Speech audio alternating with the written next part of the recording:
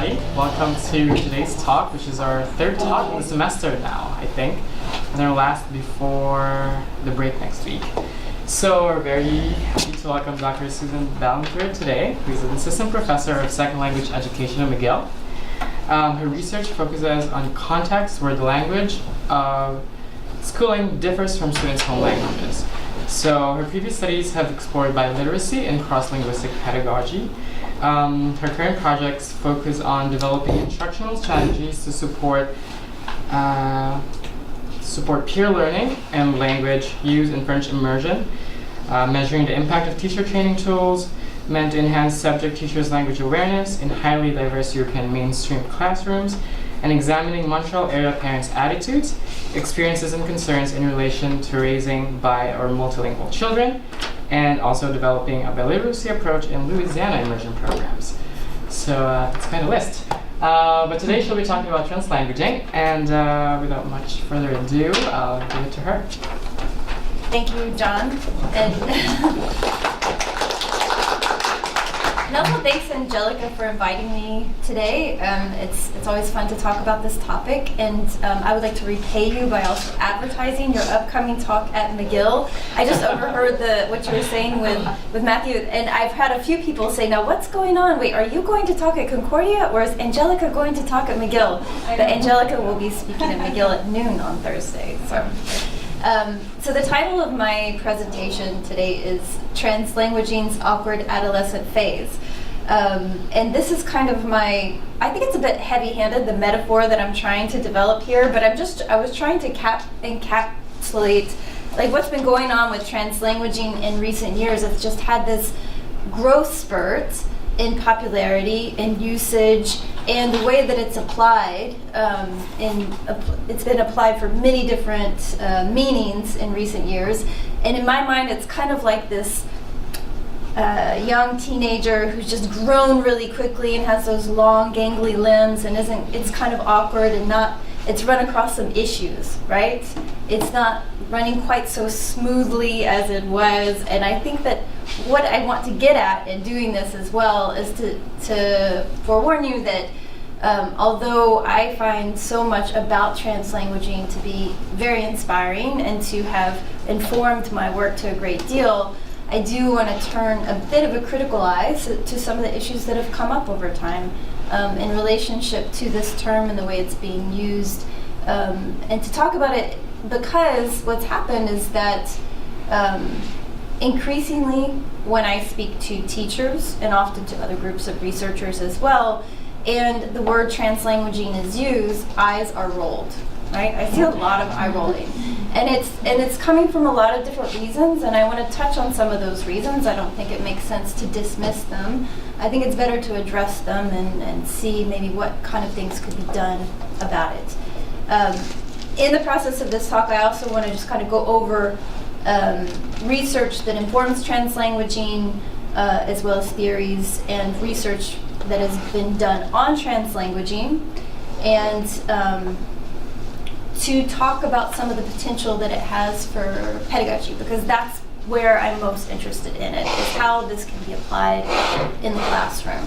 Okay, so I had a really nice introduction here, but I want to also kind of situate myself in relationship to this topic by way of introducing myself, like on 2 points. And the first point is kind of a story that I want to tell you.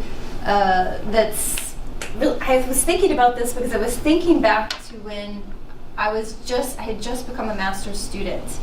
And, on the first days of classes, my first semester, the question of why did you decide to pursue a master's in second language education was often used as an icebreaker in class. And I remember thinking about it, and I thought it's because of McGill, right? And I was thinking back to way before I was ever got involved in second language education when I was an undergraduate. And I was volunteering in St. Louis, Missouri for a local Hispanic community center writing the monthly newsletter. So this was a community center that served the Latino population of St. Louis. And through doing this, I met a lot of really interesting people, one of whom was Luis and his son Miguel. And so Luis and Miguel had recently, immigrated to the United States from Cuba as political refugees. Well, Luis was, and he brought his son along. Miguel was 13 years old. He, of course, had just left all of his friends. He had just left everything that he knew. He had even left his mom because his parents were divorced. And he would sometimes ride around with me in my car when we were delivering the newsletters, right, to the local businesses. And we were chatting one day in Spanish because he hadn't yet really learned English. And I was complaining about how bad my Spanish was. And he said, well, at least you can defend yourself. And I looked at him and he said, I can't defend myself in English. And I really gave him a funny look at that point because Miguel was also one of these awkward adolescents who had just gone through a huge growth spurt. It was really tall and really big, had feet this big, this huge mop of curly hair and these big thick glasses that he would often like glare out of as he was slouching, right? Well, he was of course a very nice kid because he was, in his off time, he was going around with me to deliver newsletters for this like community center. But he, at that point, started telling me this story about how, you know, in his class at school, there was no bilingual education program whatsoever. He would sit in the back with his buddy, the only person he knew who spoke Spanish, and off and on in class, he would say, what is she saying? What are we supposed to do right now? I don't understand. And so for him, he was using Spanish with his buddy to try and figure out what was going on to learn.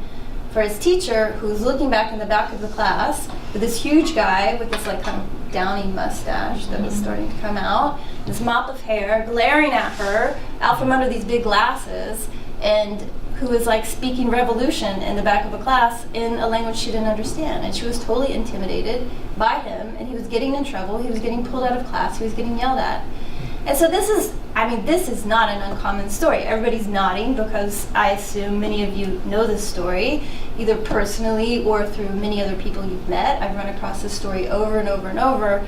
But for me, that was the first time that I really understood how bad it could be, either in bilingual education or regular education, when we don't allow a student to use this tool. Sometimes the only tool they have when they've left everything behind, what they brought along with them is their language and their knowledge and the literacy that they already have. And when that's repressed and they must put it down, it can really go bad. So as I went on and I was a graduate student, I was so inspired by writings by people like Ruiz, who was talking about how we have to take a language as resource orientation, not a language as problem orientation. And as I went on, of course, Ofelia Garcia started writing in her eloquent and powerful way about all of these issues, and Translanguaging came out and started talking about how not only is it important to take this stance, but it's also so important to try and find ways to use that resource in the classroom. And that's what really inspired so much of my work as a PhD student and onward. But I also did my research in immersion classrooms, right? And this is the other thing that I need to point out before I go into this, because I did research in two-way immersion in the States, which is a program that is much more equitable, I can say, than the average bilingual education program in the States. And the outcomes are much better for Spanish speakers in these programs in terms of academic achievement and not dropping out, etc. But it also has its problems. Anyway, I'm going to get into that later, but I do want to kind of foreground that because there is a point where I also kind of broke away from some of the things that were being said in translanguaging and have said this doesn't always apply maybe to every context.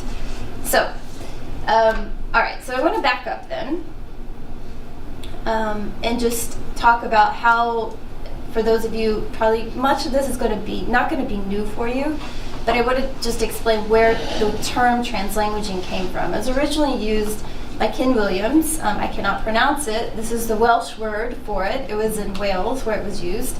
And then if you don't know anything about the background of Welsh in Wales, this is a language that was very much endangered by the mid-20th century, and slowly through many different movements started to come back, finally started to be taught in schools again. And this method that was started to be called translanguaging by Ken Williams started up in the 1980s in bilingual education programs. And it was a very specific pedagogical method where students would engage with one language through input, reading or listening, and then in the next step of the same activity, they would use another language, right, for output, for writing and speaking. Right? And the idea behind this was that this would push students to process languages more deeply through the use of these two languages, to process information more deeply, right? But it also kind of played into, it got caught up in this movement in Wales and in many other places to kind of break down barriers in bilingual education, okay? Because languages had always been kept so separate, this idea of doing an activity in one language and then in another language was revolutionary, and it kind of got expanded both by Colin Baker and especially, most notably, by Ofelia Garcia, who's really made this term very popular, but it's also come to mean so many other things, right? I would say that this initial meaning of translanguaging is something that would fall as one example of a pedagogical practice of translanguaging, okay? And this term is really continues to evolve now, okay? So one of the reasons why, like I said, one of the reasons why this became really caught on, I think, is because it fell into currents that were already ongoing. There were ongoing calls, like I said, for to take a stance of language as a resource, not a problem. There were ongoing calls to say we must treat languages in the classroom the way that multilingual people treat them in their own lives. So we don't need to have this separation between languages because multilingual people are not separating these languages in their brains. Ofelia Garcia proposed this dynamic model of bilingualism, which is more like an all-terrain vehicle than a two-wheel bicycle, right? Like the two wheels being these two separate languages moving in tandem. That's not very realistic. And I think this is really, it also ties into a lot of, one of the reasons why it also became so popular is because it tied into situations like McGill's, right? This kind of socio-political situation where one language is being repressed to the extreme in society and in schools. Okay, so there's a huge pushback against that idea, along with translanguaging. And so now at this point, some of the meanings are, I would say, one of the first meanings would be that it's an orientation in general. You can say, I adopt a translanguaging orientation towards multilingualism, all right, that would support students' languages as a linguistic repertoire, not separate systems, okay? And this is, in this way, it's very similar to plurilingualism, even maybe the same as plurilingualism. I don't know if we can say they're synonymous in this sense. The second way that it's used is similarly to refer to kind of the internal system, really a cognitive system, a cognitive model for how languages are stored and retrieved and used. It's also used to refer to most popularly to refer to discursive practices, the way that multilinguals use language, where they may code switch, right? It's code switching, right? This is an old-fashioned way of saying code switching, although we don't say that anymore, and it's something that I also wanted to address in this talk. But code switching with a different kind of take, okay? It's a different perspective on what's going on with people code switching somewhat. Finally, it can be used to refer to pedagogical practices that support all of the above, okay? So, one other thing that I need to point out is that increasingly it's important in translanguaging to make a distinction, this distinction between named languages and linguistic features, okay? And this is going back to this idea that's been around in sociolinguistics, I think going back to Ferdinand de Saussure, with this idea that you can't really define what the differences are between languages. You can't say where the boundaries are between one language and another one, okay?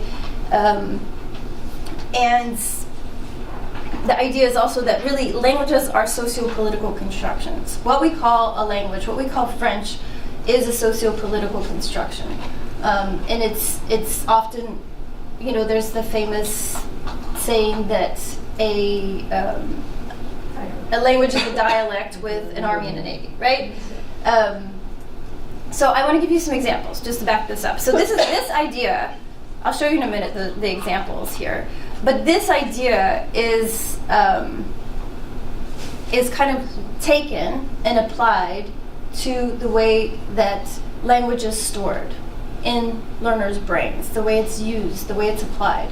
So there is no true defining features between languages. There's no true boundaries between languages. It's just a social construction. Therefore, learners, speakers, don't have these boundaries between languages. It's just a series of, it's linguistic features within a linguistic repertoire. That's the way of visualizing it. So this is what you can call a dialect chain that I created myself. It's not a real dialect chain, but I kind of put one together to show you how this works.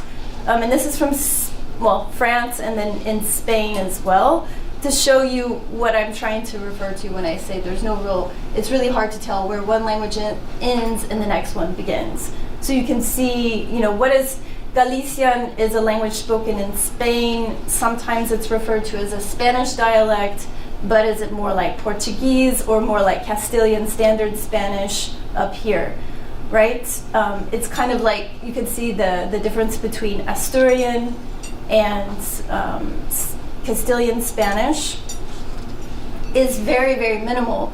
It's almost like the difference, I mean, at least in this instance, what you can see, it wouldn't be so different between Canadian English, where we talk about toques, and US English, where I'm from, where we talk about toboggans, and here we talk about toboggans that you sled on, right? It's very confusing. Anyway, I may be extending this too far, but this is the idea, and here's another kind of example from Twitter. I don't know if anybody knows this account. It's called Dialect and they put out a lot of these surveys, findings from surveys from the 1950s in England, where, for example, here they asked people, how does Father Christmas deliver toys? And I'm sorry, it's kind of cut off, but the orange was chimley, and I think it was the light blue, not the dark blue, that was chimney. All right, so you can see like these things. So where is the idea is like, where are the boundaries between the languages as you go across, right? Anyway, so that idea has become very important in translanguaging, but there's also a lot of brain research that's being used to support translanguaging, right? So there's been findings, for example, in neuroscience, neurolinguistic studies, that during word production, both languages are activated in bilingual brains. Okay, there's been loads of research on code switching over the years that have demonstrated that code switching really adheres to strict grammatical constraints. Okay, and this, in the way that it is applied in translanguaging, implies dynamic interrelationships of languages, and also implies that because these things are coming together so tightly, languages are sets of lexical and structural features that make up an individual's repertoire and are deployed to enable communication. one of the issues is that, and this has come up recently, I don't know if anybody who is interested in translanguaging recently read, not too long ago, read Jeff McSwan's paper on translanguaging. And it's really clear. I mean, the same kind of studies have been interpreted in different ways by people who adopt a slightly different orientation.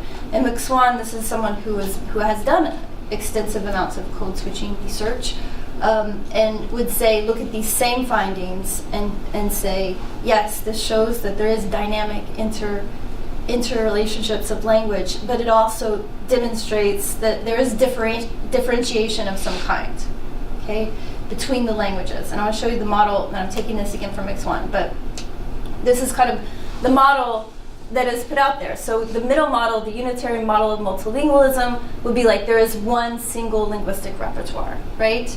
As opposed to the bottom, which is what McSwan and a lot of other people would kind of visualize this as being like, yes, there's lots of interrelationships, but there's also some distinctions, okay?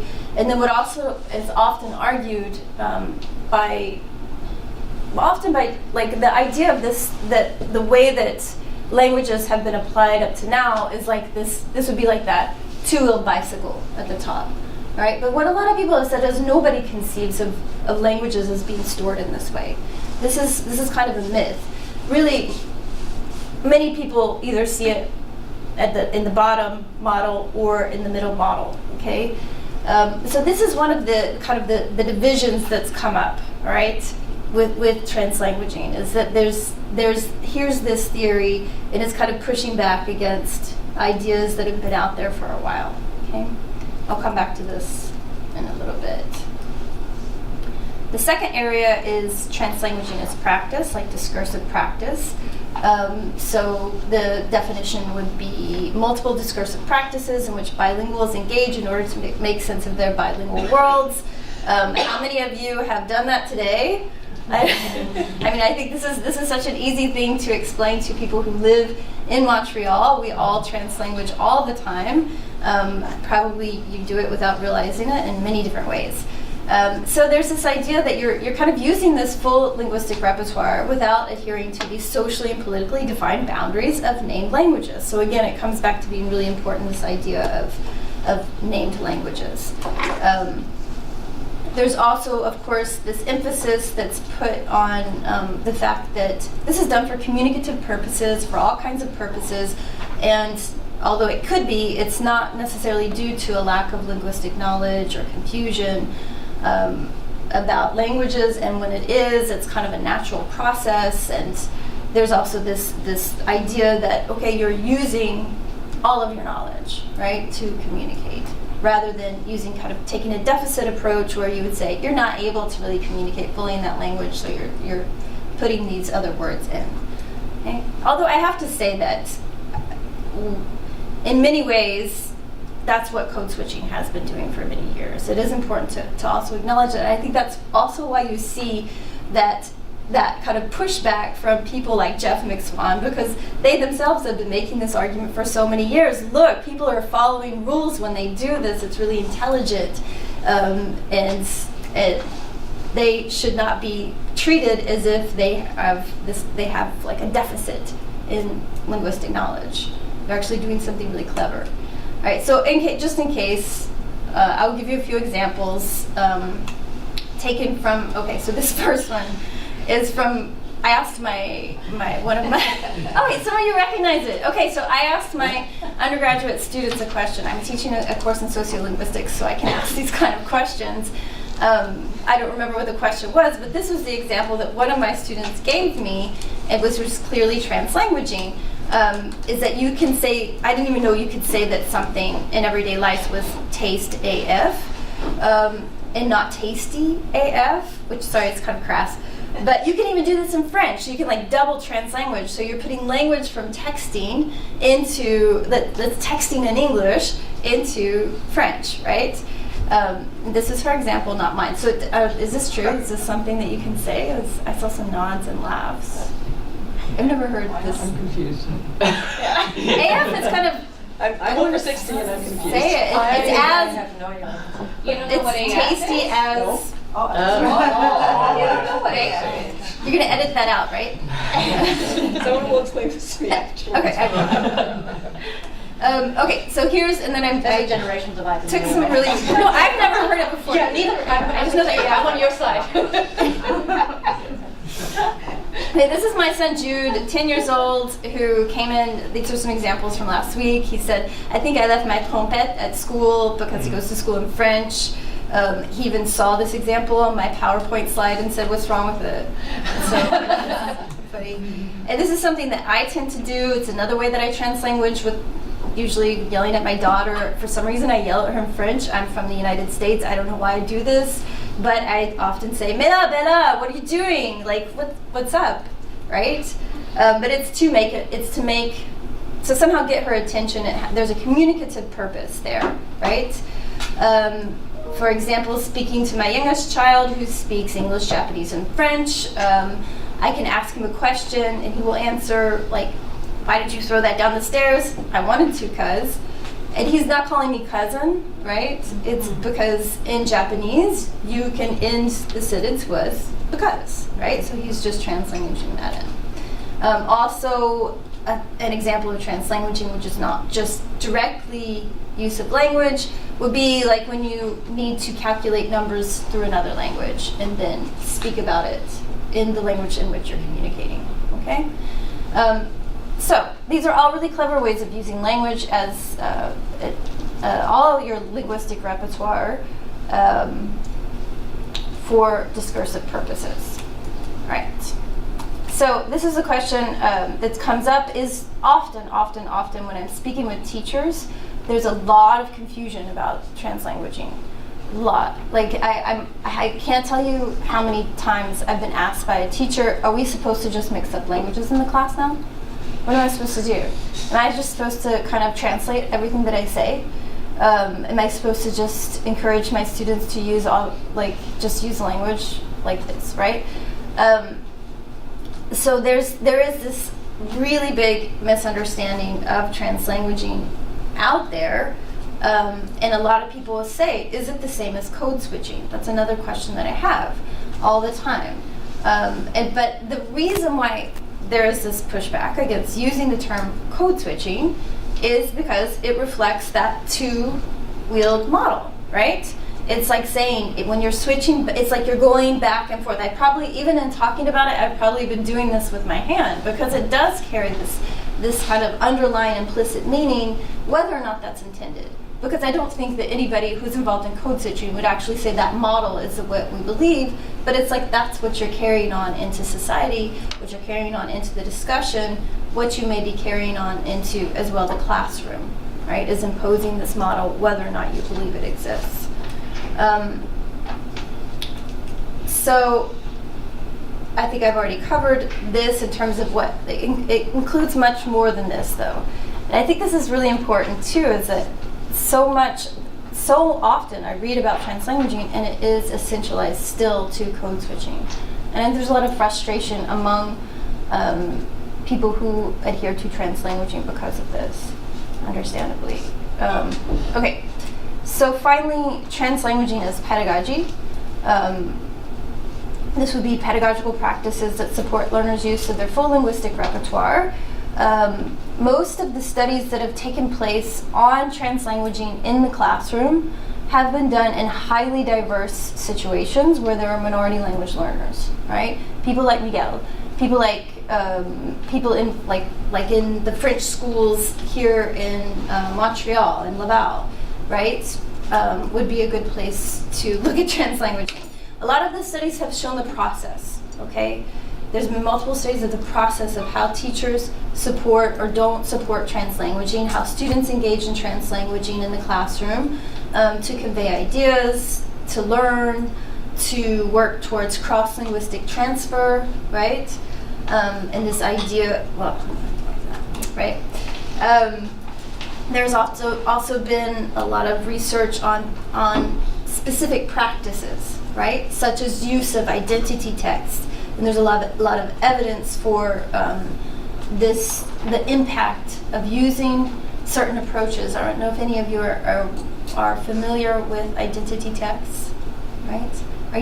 Would anybody be willing to explain what they are, just to give me a moment's break?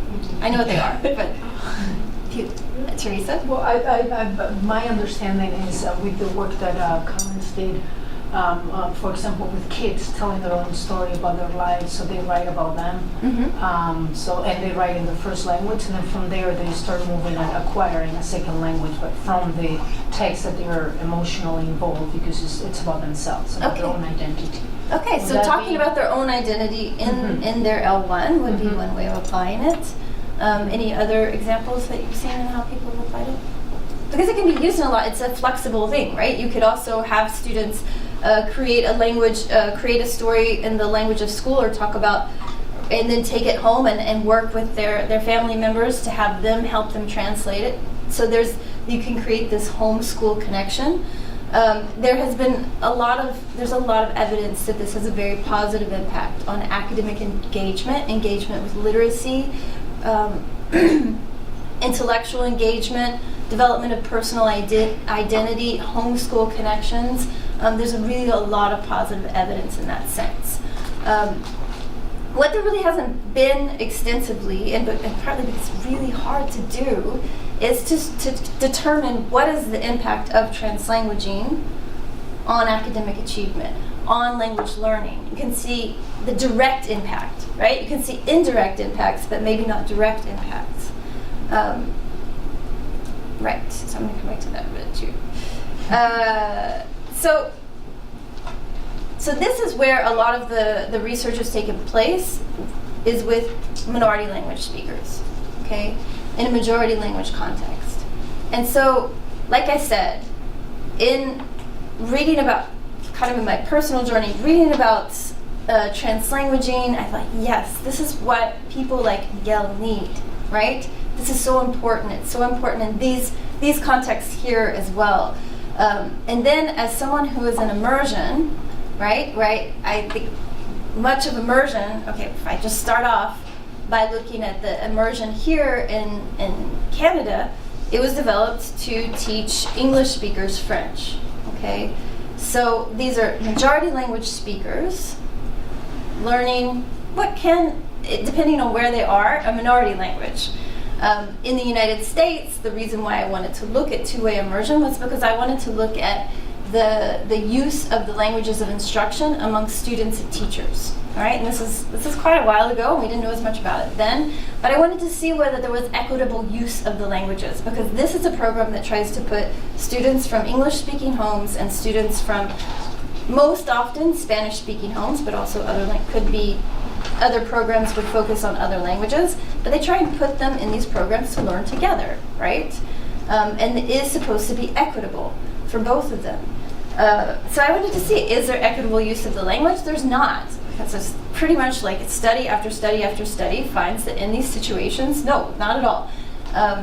It's what happens is that the students shift towards English, the majority language, over and over and over. And there are situations or things that teachers can do to offset that, but they have to work really hard at it, okay, to offer equitable exposure to Spanish for the English speakers, equitable exposure to Spanish for the Spanish speakers, and I'm speaking in really broad terms by saying English and Spanish speakers, but anyway.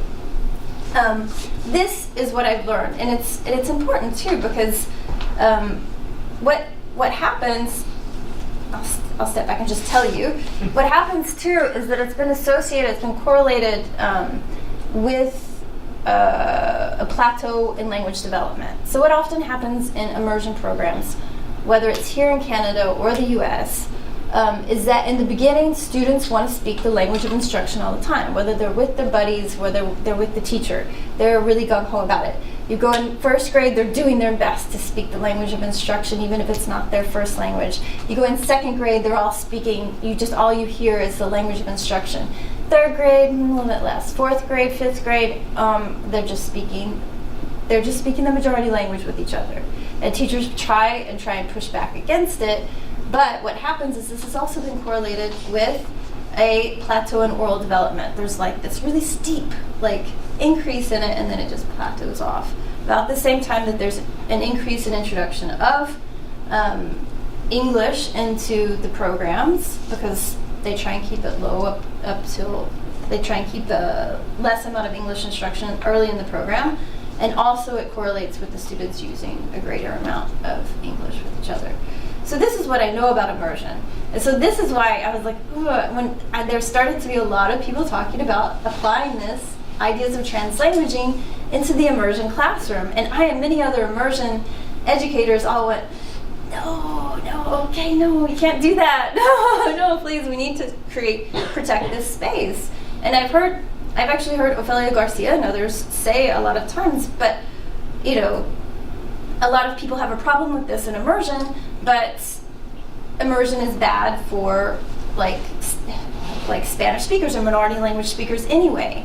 And I know exactly what they're talking about because that's my argument. Like it is inequitable because there is too much focus on English. So then it's kind of becomes this circular situation where you're saying, we should also allow the English speakers to translanguage into English and to encourage it and to have them work together in English during time that's set aside for the other language. And so many of us kind of said, I don't know about that. I'm not so sure.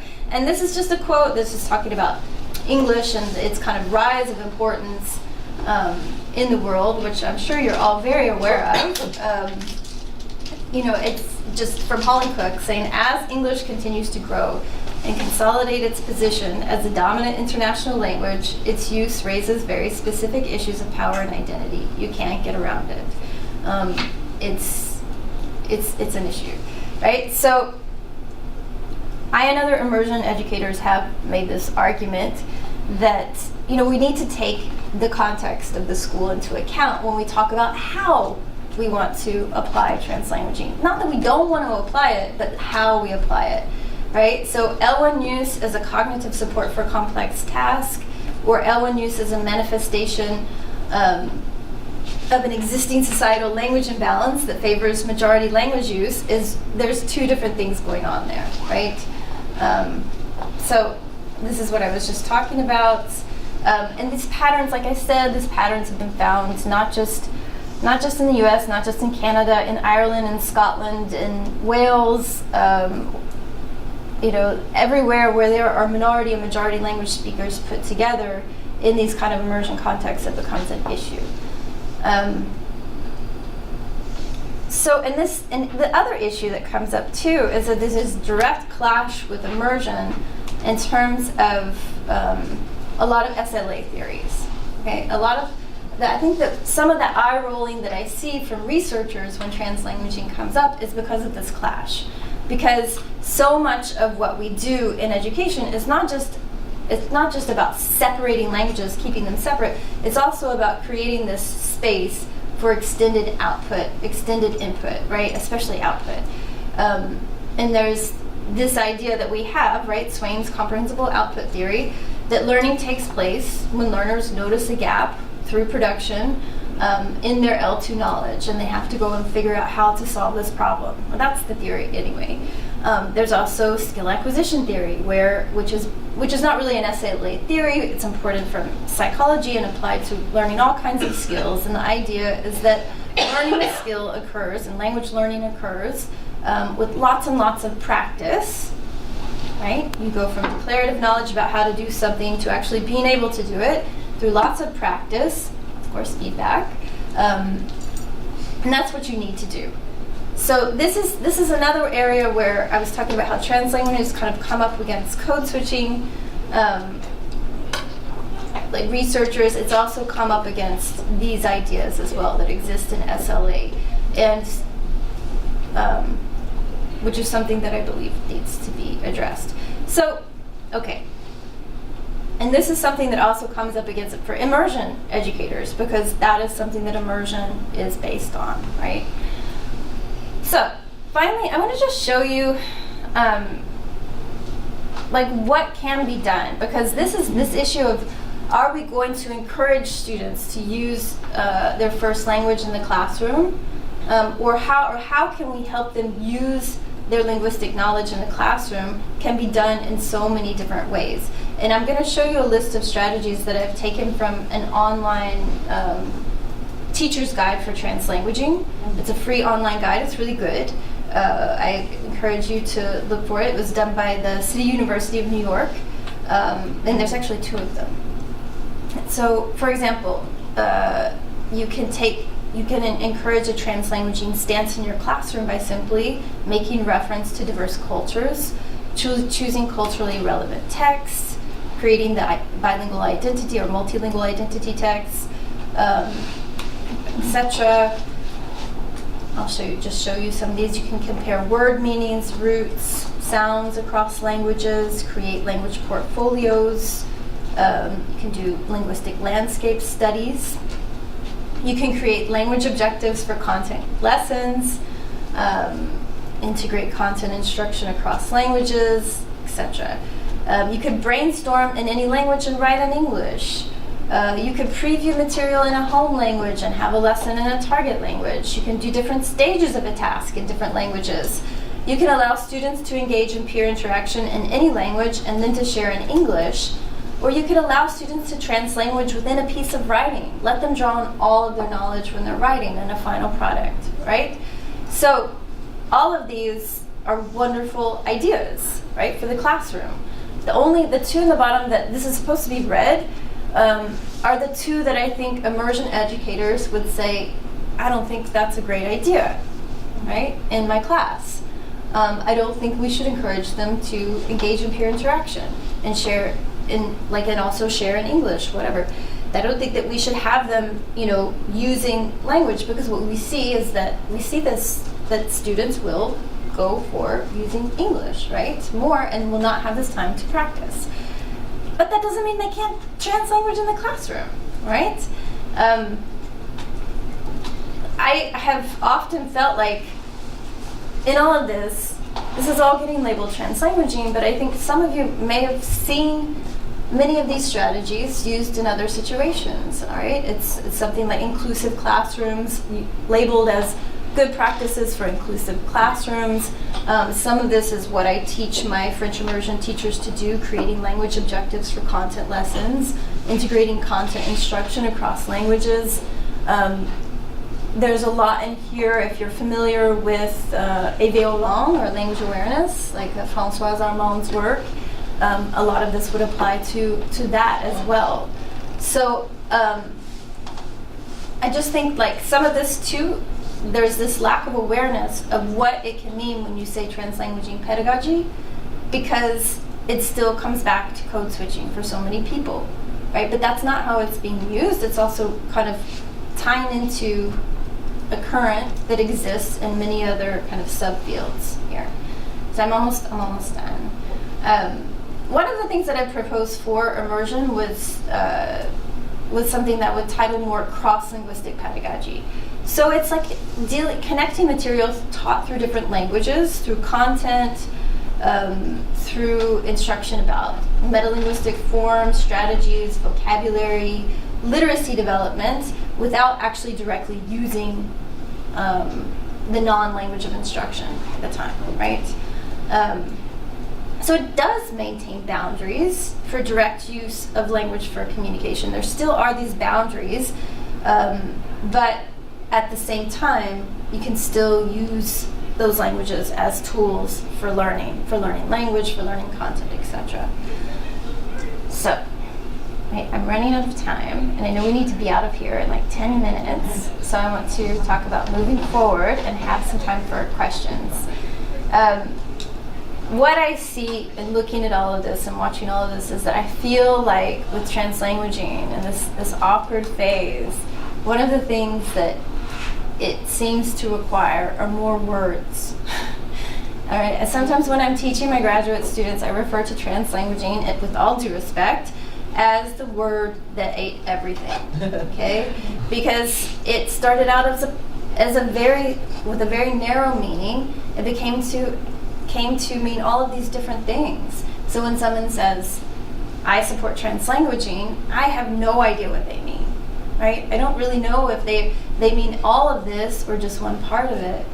I have often asked myself, if you say you adopt a translanguaging orientation where you really you believe in this idea that people are drawing on their linguistic repertoire and you want to view it from this angle that, similar to plurilingualism, that it's all of your linguistic knowledge is important. And just because you only have a small amount of linguistic knowledge from one language, that is not a bad thing. That's added on top of all the information you already have, right? Even if I may not visualize it as like a cognitive system in that way, can I still say that I support a translanguaging orientation? I ran up against this in an article that I was writing a few years ago, where I was talking more about what I described as cross-linguistic pedagogy, and the reviewer said, I was initially calling it translanguaging, and they said, you can't call this translanguaging because you're not grounded in translanguaging theory. And so I officially called it cross-linguistic pedagogy, right? So do you have to? That's one of the questions that I wonder. You have to buy into the whole package. Similarly, I think that it would be really more useful for spreading the use of this approach, the stance, this using languages as a tool in the classroom, if it were presented as more of a toolbox approach, a series of strategies. Because I don't know any teacher who teaches according to one single method anyway, right? Everybody kind of uses most teachers use a bit of one method, a bit of another method, or they don't use everything of one method because that's what good teachers do. They adapt for their students' needs. They adapt for their classroom. So I think this kind of visualizing of this as a toolbox and empowering teachers to choose could potentially make strengthen translanguaging in the end, right? And finally, I think in terms of this kind of eye-rolling effect in relation to translanguaging, I really think there should be a strong push for classroom-based studies, really difficult, of academic and language outcomes in relation to translanguaging. Whether or not you are someone who enjoys outcome studies, they have a lot of power, right? And I think that is something that could push translanguaging out of this awkward adolescent phase. I'm not going to let go of this metaphor quite yet. Anyway, thank you so much. So if you have any questions.